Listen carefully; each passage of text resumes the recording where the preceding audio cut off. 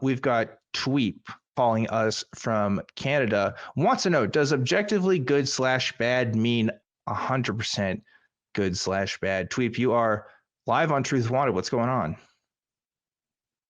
Hey, how's it going, guys? Going good. So is that a fair assessment of your take here? You want to know what objectively means when we're using that word?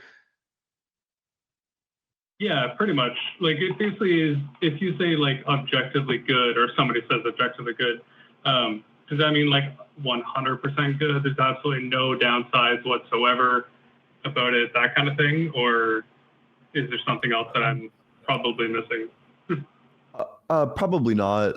Typically, the way the word objectively is used in reference to good is just like there's like some fact of the matter that isn't like contextualized to your mind, right? Like it's true even if no mind in the universe thought that it was the case. And there would be like objective. So if moral realism is true, if morality is objective, there would still be like moral dilemmas where either way there's going to be some bad things that happen, but it could still be the case, right? Like in the trolley problem, if objectively there is moral facts, or there are objective moral facts, then there would objectively be like a right or wrong answer to the trolley problem, but it would also recognize that like either way somebody's going to die and that these deaths are bad.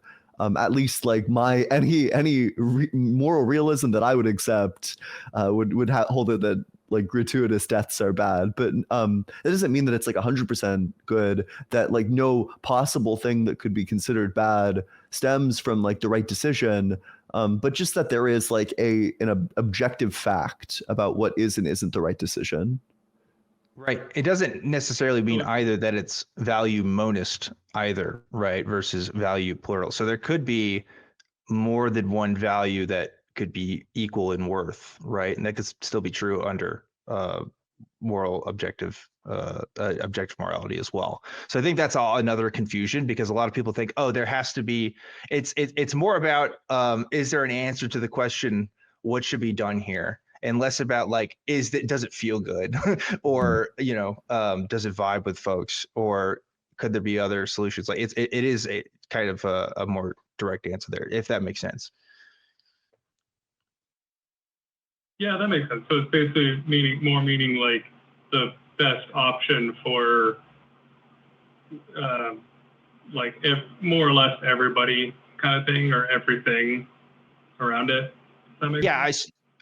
One way to let people kind of put it is, if we're playing a game of chess, there are commonly accepted rules of playing chess. Now, you can play chess under different sets of rules, right? But if you're playing under FIDE, which is not how you say that, but the Federation for International Standards of Chess or whatever, there's going to be ways in which you are objectively breaking those rules. It doesn't necessarily mean that knowing those rules doesn't tell you what the best move is necessarily in a situation either. Like it just says that, hey, there's rules out there, and that they can be followed in order to get an answer as to whether something's correct or not. Does that make sense?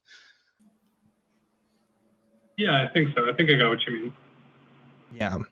And to be clear, I don't believe in a objective morality in that sense. But it's not necessarily, it's not a requirement for the atheist position either.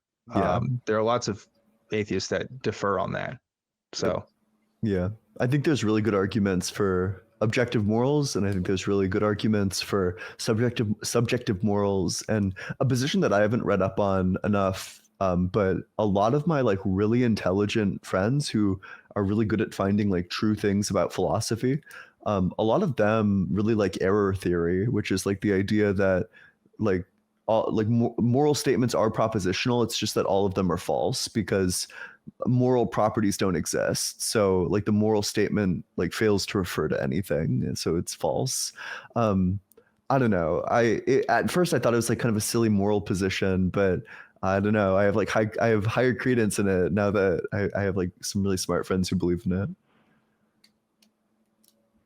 Yeah, like I don't think there's anything that is 100% good or 100% bad, like, because there's always going to be some good that comes from almost any action, no matter how bad it is. even if it's based on one person's opinion.